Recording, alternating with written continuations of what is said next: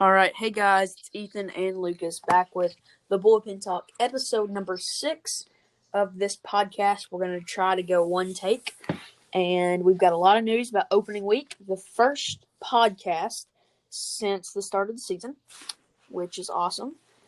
And I'm going to go ahead and jump into it and let Lucas start off this podcast.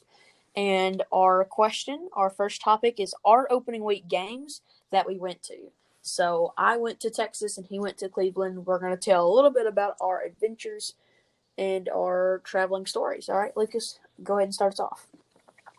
It was such a beautiful day, Monday, and then the wind, lake effect wind. The wind just kind of started. It was 70 degrees and the wind started. And I kid you not, in 1 minute, it dropped 20 degrees from being a beautiful opening day to a super cold 50 with wind chill probably down to 40, 30. And it was frigid after that. But other than that, there were planes flying around with some not so nice ads about things. And it was just good Cleveland opening day. It was a sellout crowd, all the 11,000 that were there. In the bleachers where we sat, they only have tape marking off where you can't sit, and it is so easy to break. You could literally hit it with an elbow and it just snaps in half because it's duct tape, and you're trying to stop people from not sitting there with duct tape. It's not going to work. People were sitting wherever they want. The ushers didn't really make you wear a mask. They just told you to put it over your mouth. They didn't nose was fine most of the time, and everyone was just happy to be back in stadium. All the players were super excited for opening day. Jordan Luplow and Eddie Rosario were tossing out balls after every warm up that they had between innings. Such a good game, except for Shane Bieber. Great, 12 strikeouts. Bieber did not pitch. He pitched Wednesday. Logan Allen pitched a great game, giving up 2 earned runs. Tristan McKenzie, 1 earned run. Indians lose 3-0 because our offense can't do a single dang thing. But Wednesday when we went, Jose Ramirez had 2 home runs, 4 RBIs, helped the Indians win 4-2. Shane Bieber had another great game with 12 strikeouts. And we had some Fat Rooster. If you ever go to Cleveland, you got to get Fat Rooster. It's the best sandwich in the whole stadium. Spicy chicken with waffle fries. It's the best. And yeah, that's just Cleveland. Offense doesn't do much except for Jose, and pitching is always good. How about Texas for you? Yeah, that sounds pretty good. But a couple questions for Cleveland. You guys that's Lake Erie beside Cleveland, correct? Yes, Lake All Erie, right, yes. So you got Lake Erie. So just about 2 miles away. All right. So it went that quick in temperature? Oh, it does that all the time. Usually on opening day it's already cold, but yeah, it was supposed to be warm and then it just dropped. So did you guys bring sweatshirts or were you in t-shirts? I thought it was just going to be a nice day. So I just wore a sweatshirt and some shorts. Okay. And I did not bring a winter hat, which was very dumb. My dad had to go get a blanket from the car. I was so cold. That's funny. It was freezing. All right, so my experience in Texas. So obviously Lucas lives an hour and a half away from Cleveland, and I live 12 hours away from Arlington. So my drive was a little bit longer both ways. So the game was actually, the city of Dallas is actually kind of uneventful. You got Dealey Plaza, which where JFK was shot, and you got a zoo and aquarium. But other than that, Dallas is okay. And right outside of Dallas is Arlington, and that's where all of the Cowboys Stadium is. That's where the old stadium for Globe Life Park and Globe Life Field is. And that little area there was really nice. They have something Lucas hasn't been to St. Louis, but I don't know if they have this in Cleveland. I have. Oh, you have been to St. Louis. So you know the St. Louis Live stuff, right? Yes. So they have that in Texas. They got a little bars, they got restaurants, they've got big screens, and just kind of a little hangout area. That was really nice. They got the outside looks like a metal baseball cap, like John Boy says. The inside of the stadium was beautiful. I think it was the second best looking stadium out there. I think Fenway's the prettiest part, but I really enjoyed Globe Life Field. it's kind of closed. You feel like you're closed in a little bit. It's a very smaller ballpark. It doesn't look like that on TV, but when you're in the outfield, it feels small. About the game, Bo Bichette had a home run. The Rangers did win 7-4. Nate Lowe had 2 home runs that game. The fans were awesome. I got 4 baseballs that day. That was pretty cool. And the mask, there was really no enforcement, which was awesome. So as long as you were eating or drinking, you didn't have to have it on. So really, no one in the stands had it on, which was awesome. It was 100% capacity, so everyone was packed in there. I think there was like 20,000 people there, so a lot of people for the first game. It was an awesome experience. I love Texas, and I'd love to go back. Yeah, it looked really fun. I actually did last night watch your whole 45-minute vlog. I was very entertained by your grandpa. Very entertained. He's very funny. A lot of people like him. Yep. So you watched the entire. I'm sorry to go off topic for people watching the podcast. By the way, go watch my vlog. It's the longest video I've ever uploaded. Man, you're a trooper. You stayed for all 40 minutes of it. Yes, I watched the whole thing, starting from when you left Kentucky to where you came back. Oh, man. Dang. I didn't think a lot of people were going to watch it because it's a 40-minute video. It's the longest video I've ever done on my channel. What's that gas station that you really liked in it? Oh, our family kind of likes Buc-ee's. Buc-ee's? Yeah, it's pretty Where is it in Texas anywhere, or is it only like in it's in Arkansas? It's in Texas and Alabama. They got some in Florida. They have some in the Carolinas, and they got one in Georgia. Okay. So, yeah, I'm definitely have to try Buc-ee's when we go there. Oh, it's awesome. Yeah. I'll have to try that, yeah. But other than that, our trip was awesome. Driving through Arkansas, that one state, that we didn't go to like where the Ozarks are, where the hot springs are. We drove right through the middle of it. And I like farms. Where I live, I'm by farms. But if you drive like an hour or two, you get kind of out of the farms. But the entire 6-hour drive through Arkansas, it was nothing but cornfields. And that got a little annoying. And on the way back, it was raining. We got caught in a thunderstorm the entire way back. And so that was really stressful for my mom driving and in the Dallas traffic. But other than that, our trip was great. It was a really great experience. And I think my family liked it. And I hope if you guys go watch the vlog that you will enjoy. You can get some enjoyment the way we did. Mm-hmm. Yeah, Arkansas. I've never been to Arkansas, but just as you put it right there, it sounded just like Iowa. Yeah. You go into Iowa, you have just the one city when you come in, I forget what it's called, and then you just drive, and you have cornfields and cornfields and cornfields. We went to the Field of Dreams. Oh, okay. So then we had it on the map, and we were driving, and literally, they just had placed a field in the middle of acres of cornfields, middle of nowhere, not even near a city. Funny. Like 50 minutes from the nearest Walmart. I don't know where the players are going to have a hotel, and because that's going to be a long drive when they do that, if they ever do that game. Yeah, I'm sure Arkansas is a pretty state by the hot springs and the Ozark Mountains, but where we went through, oh my gosh, it was awful. Some states are just like that. Yeah. So that was our trip. We went pretty long on that, but I feel like that was the big thing of this podcast, talking about our trips. I don't know if Lucas has a video up on his, and it was too cold. Oh, okay. I could not hold my phone. Yeah, I don't blame you from it being too cold to record. But definitely go watch mine, and I'm sure next time Lucas goes, he will film something, so go watch that. Yes. Tonight, I'm going to the Indians game, so hopefully Akil Baddoo will play. Oh, because I definitely want to see him in left field. Are you watching the Tigers play the Indians? Yes. Oh, this will be killer game. Our final game till they face the Yankees at the end of April. So. Are you going to that one too? Yes, we're going to 3 Yankees games. Oh my gosh, that's going to be that Akil Baddoo game is going to be really good. I know. I really hope he plays tonight against Plesac. So hopefully he'll do something fun, just not enough to make the Tigers win. As long as the Indians win, it'll be fun.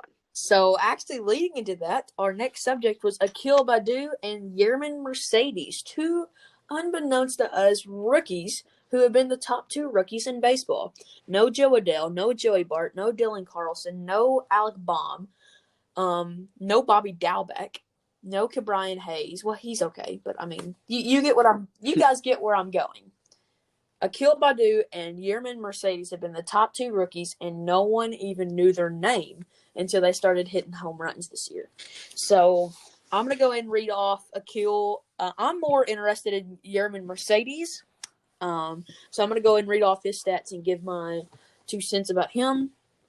He's got 27 at bats, so he's been playing almost every game. He's got a 556 average, 2 home runs, 7 RBIs, and a 1,460 OPS. And he had a grand slam, was one of his home runs. And Yerman Mercedes for the White Sox. I feel like this is the White Sox saving grace. Eloy Jimenez is hurt. He's on the DL. And this is the White Sox saving grace. Yerman Mercedes really filled in the hole of Eloy Jimenez. And some might even go far as saying that he is better than Eloy Jimenez. And this is great for the White Sox. I mean, they got lucky for Yerman Mercedes to come and to get hot right at that moment where Eloy Jimenez is down. I don't know their standings right now. Lucas, you're at AL Central. Where are they? I know that the Indians are third or. All right, so I'm sure the White Sox are up there, but because of Yerman Mercedes. So this guy is awesome. I would wait to buy his rookie cards for all the card collectors out there that are listening to this. I feel like right now is not the time to buy him. I would wait for him to cool down a little bit and then buy him. And then I think he'll go pretty good.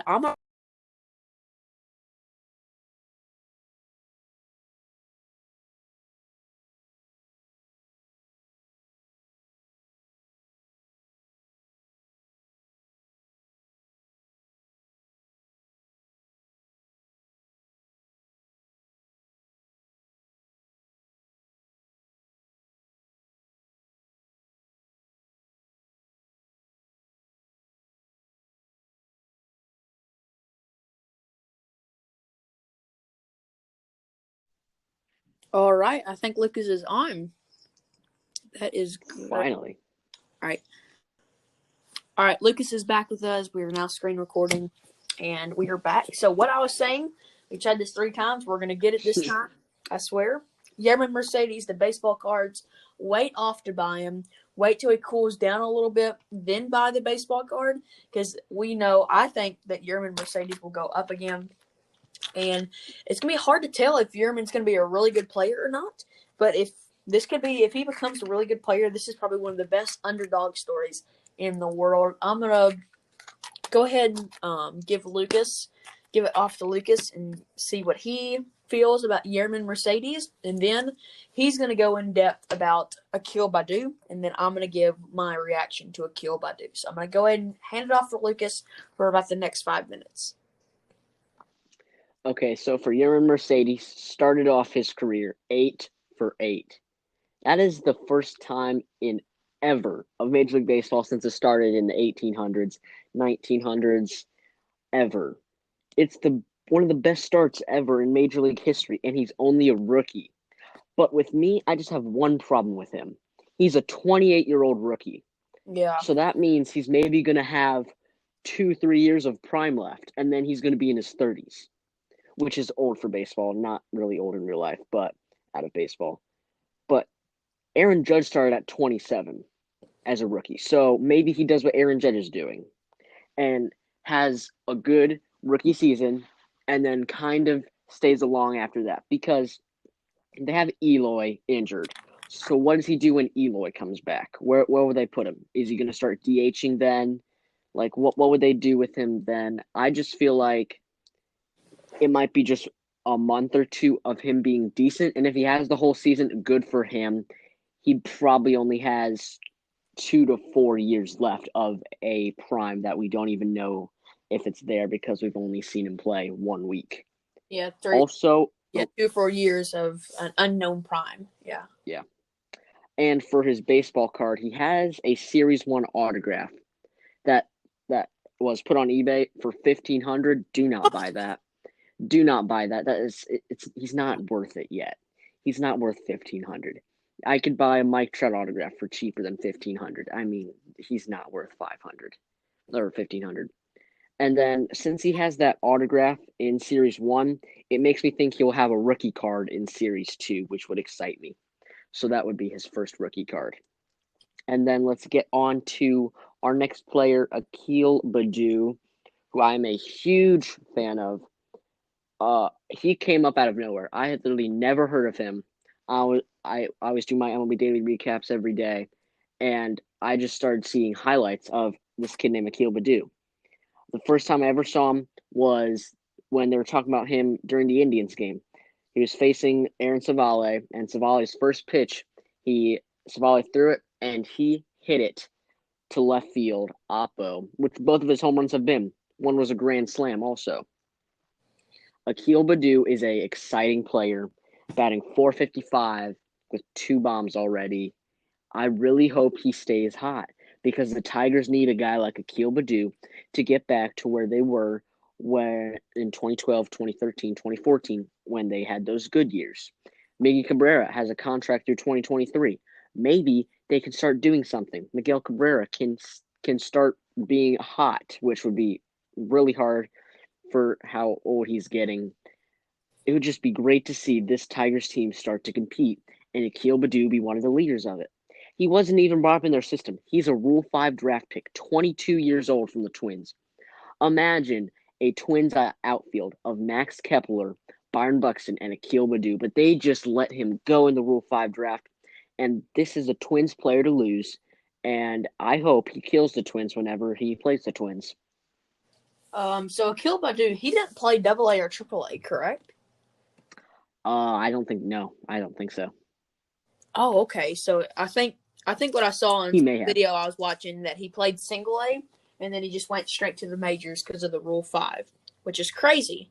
I'll have to look at that and see if that's true. But I think I saw that on Fuzzy's video. He didn't play in 2020, that's for sure. Yes. And so do you think Akil Baddoo or Yermin Mercedes is better? In the long run, I'm taking Akil Baddoo. Oh. Because Yermin Mercedes is a bit old for a rookie, and Akil Baddoo is the perfect age. He's Juan Soto age, perfect, about to be in his prime right now. Akil Baddoo in the long run is going to be better than Yermin Mercedes. I hope to see both of those players have really good careers. They both have great stories. So next, our takeaways for opening week. I'm gonna go ahead and let Lucas take this off. We'll say like 3 or 4 things about opening week, what we took away, and what we can see for the future of the baseball season. It was a great first week. Every single star went deep. Jose Ramirez, Mike Trout, Vladimir Guerrero Jr., Pete Alonso, Juan Soto. Wait, no, he didn't go deep. Never mind. Tatis went deep. We'll get to Tatis later with another injury with him. But a lot of people went deep, and I'm not seeing that dead in baseball that they talked about. I know. Yeah. I'm really interested because I got it would have been a game used ball from the umpire at the end of the game on Wednesday. And I'm just really interested. I really want to cut it open and compare it to like another ball that's not deadened from last year or not 2020, 2019 that I would have gotten from the umpire to see the difference of inside the ball. Yeah. Because I see no difference. Maybe they just said that to make people think there's a deadened ball, but I am not seeing any deadened ball with all the home runs traveling so far. Yeah, I totally agree. There's someone sitting next to me, and me and my grandfather started talking to him, and we said the same thing, that we were talking about how the deadened baseballs, and there was 4 home runs in that game, and we were like, deadened baseballs, my butt. Like, these are not deadened baseballs. I don't think so. I think they told people because Justin Verlander came out in the All-Star game saying that the baseballs were juiced. And so I feel like this is just a scheme that they're trying to run on fans. I think Major League Baseball just came out and said they're deadening them, so people would think so. But I think people are going to catch on soon. It's either that or players just got stronger. Yeah, a miracle. I don't know. Cork bats, maybe. I don't know. Ooh, not that again. I know. I hope it's not cork bats. But for my opening day takeaways, the 2 players that stand out to me are Trevor Bauer. He's a 1.73 ERA. Is Trevor Bauer for real? Is he really the real deal? Is this not? I still think him and Bieber are going back to back together again. That would be awesome. So far, their starts have been they're amazing. Both of Bauer them started out great. 1.73 ERA. You're all right.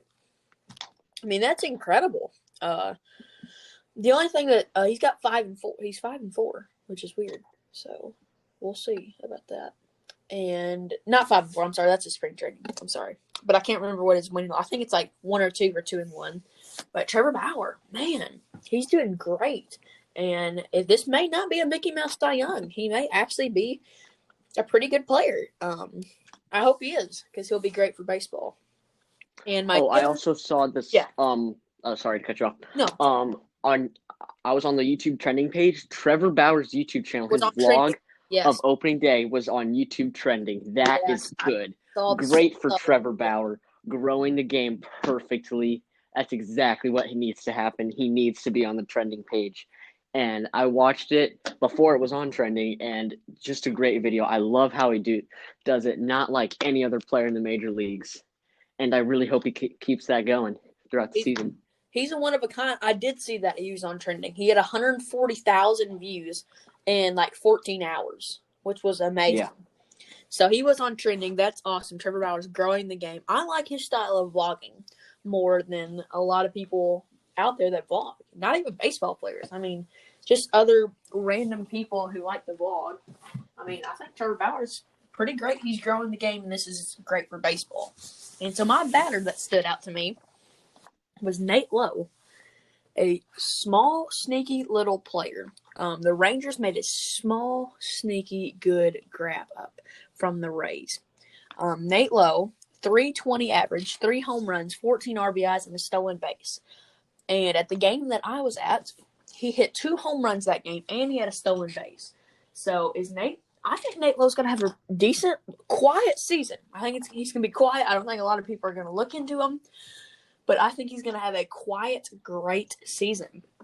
And I'm a huge believer in Nate Lowe, and I love all players that come from Tampa because they take nothing to greatness.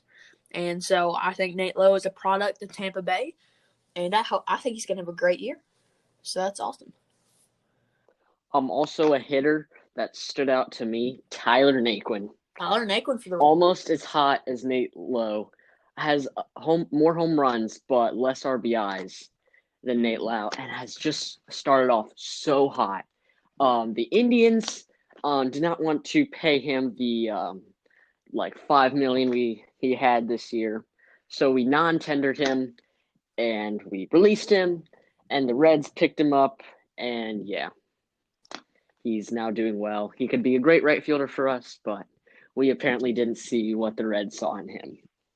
Also, funny story, if you look up Tyler Naquin's wife, you will see a picture of me. Really weird. No, really? Yeah, look up Tyler Naquin's wife. You will see a picture of me from Tribe Fest 2019. Oh, that's 2020, funny. actually. Okay, Tribe Fest. Okay. I'm not sure why it pops up with his wife, but it does. It's really weird. Funny. So what is the Indians' outfield? I know they traded him away. I knew they had Franmil Reyes. You guys have Ben Gamble. Who else is your other outfielder? So our everyday left fielder is Rosario. Everyday right fielder is Josh Naylor. And then center field, we go whatever. So if there's a lefty on the mound, we got Jordan Luplow. If there's a righty on the mound, we have Ben Gamble. So I think we're just going 2 for center field, and then just Naylor and Rosario every day. So is Franmil, is he your DH?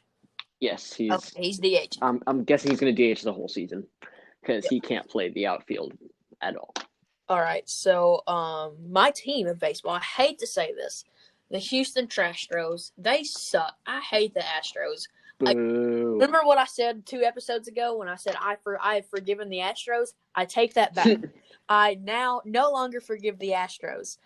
They're 6-1. They've only lost 1 game, and that was to the Angels. They're the number one. Yordan Alvarez is hot right now. I know everyone forgot about him. I know because he got injured, and he was no one. I know Houston Astros 6-1. Holy crap! this just sucks. I hope the Astros. I don't know, but I did want to show that the Angels fans threw trash cans on the field. They I saw took an that. inflatable trash can and threw it on there. Then they actually picked up a real trash can, threw it on the field, and trash got a couple bottles, got it on the warning track, and that was awesome. Number one troll, standing ovation for the Angels fans. That is awesome trolling. That is like next level trolling. That is up there with like Trevor Bauer trolling. My question about that yeah. is, how did they get a real stadium trash can? Or did they bring in an actual real trash can? I get the inflatable, you can blow that up. Yeah. But the real trash can, did they just let them bring that in? I'm not surprised, because nobody likes the Astros in Major League Baseball unless you're from Texas. Yeah. Then you'll somewhat like the And Astros. even when I was at that game, we were talking to the Rangers fans. The Rangers fans, I thought the Dodgers fans were the number one enemy of the Houston Astros. No. The Rangers fans hate the Astros more than any other fan base I've ever seen. Because I guess Not they've surprised. kind of ruined Texas baseball for them. And so the Rangers fans are up in arms for them. So the trash can thing, I was kind of playing it through my head and see like what they would have done. And if I was in that situation, so I'm sure I was thinking that someone went up and distracted a security guard, and they just picked up the trash can, ran down there, and tossed it. I mean, that is awesome. But you don't really get a clip of who tossed it. You just see a trash can falling, you know? Mm-hmm. But that is an awesome show. That was probably one of my favorites from opening day. I don't know if Lucas has a team. If he does not, we will go ahead and go to our next topic. Team for me, Cincinnati Reds. Yep. They were awful last year. I predicted them to make the postseason and make the NLCS that last year. That was a mistake because they did not do well. Trevor Bauer had a great pitching performance, and they lost it in extra innings. They did not score a run in the 2020 postseason. They have all these big names, and they cannot score a run in the 2020 postseason. But all those big names are starting off hot this season. Nick Castellanos, Mike Moustakas, Eugenio Suarez, who should not be playing shortstop, Jonathan India, Tyler Naquin, all those guys have been starting off crazy hot. And if MLB suspends Nick Castellanos, there is a problem, because I said this in one of my MLB Daily Recaps. You suspend Nick Castellanos for just doing a little muscle celebrate on the pitcher. So what? That's fine. But then you have the Astros, who cheated to win the World Series. I'm just saying, he should not be suspended for that. And I hope the appeal works and that he gets suspended 0 games. Yeah, the Reds are 5-1. They're number one in the Central, and I'm a Nick Castellanos fanboy because he did play for the Cubs back in 2019. So once a Cub, you're always a Cub in Chicago. So I'm a big fanboy of Nick Castellanos. He was with the Tigers, and I really like the style of play. Showed some aggression, and this is what baseball needs. Manfred needs to stop, I don't think it's Manfred. I think everyone puts the blame on Manfred, but I feel it's just the front office. I don't feel like it's just Manfred. I feel it's that front office of Major League Baseball environment, the commissioner's office environment. I think they need to stop suspending players for not. It wasn't even a fight. If you look at it, the only fighting that happened was Yachty coming from Nick Castellanos' back and punching him in the back. That's it. Pushing him in the back. But, I mean, that shouldn't be a suspension. Yeah, I totally agree. Because it basically happened, you probably saw this, Wilson Contreras got hit in the arm. Yep. And he didn't like that. And no one got suspended there that I've heard of. But yeah, Cubs-Brewers game, yeah.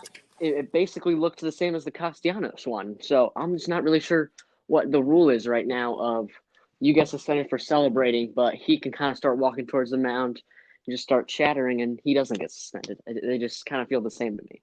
Yeah, 100%. Just crazy. I don't know.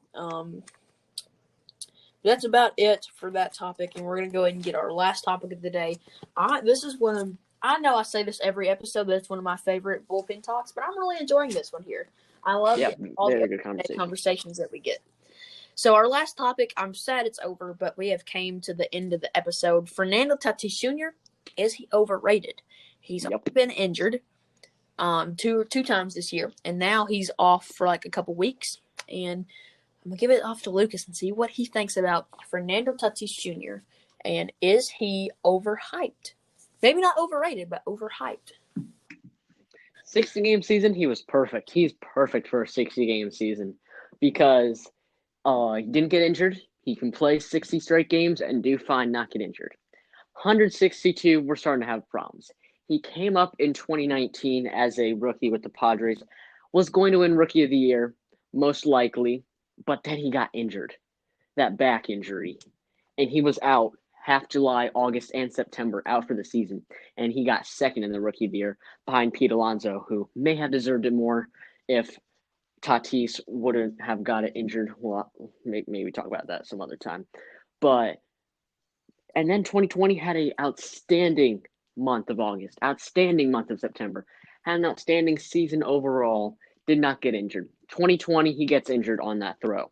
Then he swings a bat in the middle of the season this week, and his shoulder, apparently, what their manager said, pops out and pops back in. He's been doing this since spring training now, and it's still happening. Is there something wrong with that shoulder that he's going to have to get surgery on? Because if he has to get surgery on it, then we're going to have a big problem because is he really the face of baseball? We don't know. I don't think so.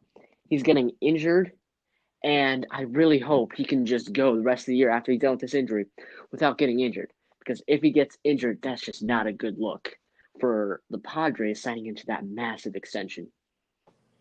Yeah, that extension, I don't know. That was too soon for me. He hadn't even played 162 games when they gave him a $340 million extension. I just think Soto should have got that before Tatis did. Yeah, I don't know. Could the shoulder problem, if he needs surgery, this is going to really be bad for his career. If I was a Padres fan, I'd be worrying right now about Fernando Tatis. Is he really the real deal? I think you'll start to see his cards come down. Maybe. I'm not saying now. I'm saying here in like 2 or 3 months. I feel like his cards will start coming down. I feel like the hype may come back down on Fernando Tatis. And I think it's the MLB The Show curse. I'm 100% saying that. 2020, Javi Baez was on the show, and he sucked. Fernando 2019, Tatis. Bryce Harper. Yep. He sucked. 2018, Aaron Judge. Yes, I mean you can keep. It's the MLB The Show curse. Fernando Tatis is on the cover of 2021, and he's had a bad year this year. His stat line: 18 at bats, 167 average, 1 home run, 1 RBI, and a 619 OPS. He's got 3 hits and 5 errors. When you have more errors than you have hits, there's a problem. It's the MLB The Show curse for Fernando Tatis Jr. I hope he comes back good. But right now, I don't see it happening. Mm-mm. All right, so I think we came to the end of the episode. Really sad to say, but this is the end of the episode. You will see this podcast. I'm uploading that. I may have a couple of TTM videos. Maybe I'm gonna start making some recaps. Not Lucas's daily recaps. He does all. I will probably do like a game recap, like a really big game, and then like only do that. So see different things coming up on my channel. I'm going to start experimenting with all kinds of different content. That's really it for my channel. The vlog, we got that out of the way. We may be going to 1 or 2 more games this year. We'll make vlogs there. So about 2 more baseball vlogs. And then other than that, just stay tuned for my channel. Different content coming out.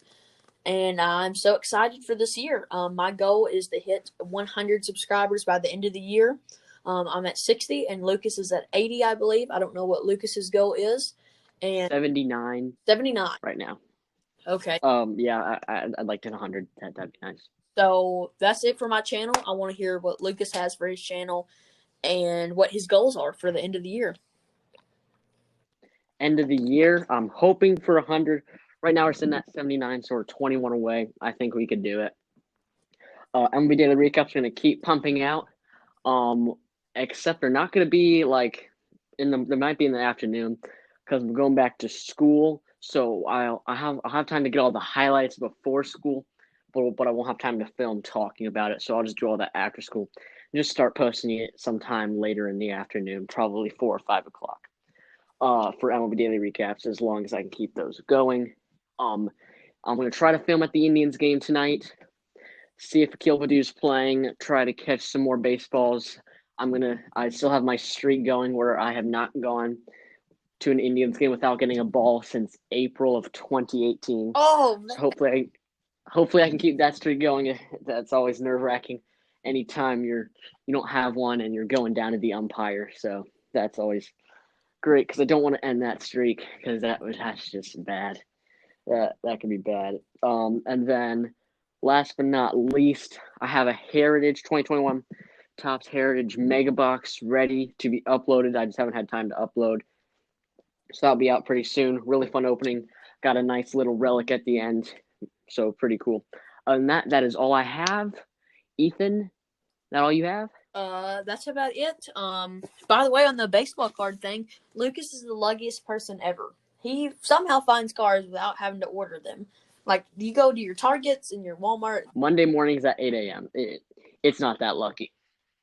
You talk about it on your It's channel, not that but at least you have cards. Here That's in true. Kentucky, we have 3 Walmarts, okay? And, like, within 30 miles, we have, like, 3 Walmarts, which is crazy. But none of them stock. And we stocked 2020 Series 1, and it was gone within a couple hours. There's a lot of card sharks around the city. The city that I live in is probably the biggest city in Western Kentucky. And so there's a lot of people, comic book stores and like card shops and stuff like that. There's one card shop around here, and so they all come, and just different people on eBay. So Lucas can find like one or two boxes. I saw that Lucas got that Brandon Belt relic in one of his openings. He got a 10 though. Awesome. That was pretty cool. My 10. Something with Steel City Collectibles is making me mad. Yeah. They pushed it back yet again to April 16th. Again, I like, talked about it last time on the comment that they pushed it. Wow. At first, it was like March something. Yeah. Because they said it was going to come out release day and they were going to ship it. It's going to be like 2 weeks after my dad found it in Target. That's funny. Like, that's not good. Yeah. That it's taking that long to get from Steel City Collectibles to anyone's house that ordered it. Me and Lucas both have one box that my mom ordered me one. And I think Lucas's dad ordered him one. So we both have boxes waiting from Steel City. I hope we get those in because I would really maybe do a 10 more again. We can bring back the old box war. Yes. Like we did back in 2019. So when we get those in, we probably will do that. That's a pretty cool idea. And so that's it for me. And I think that's it for Lucas. Thank you guys so much for watching episode number 6. We have many more episodes throughout the season. We're going to keep doing this. We may even do these through the off season once a week. Stay tuned and have a great rest of your day. Whenever you're listening to this, please give a like, comment what you want us to talk about, and subscribe to both of our channels, Ethan Morgan 2019 Chevy Play Ball Reporter and Bigfoot CLE. And that is it for today's episode, and I will see you guys later. Peace. Yep.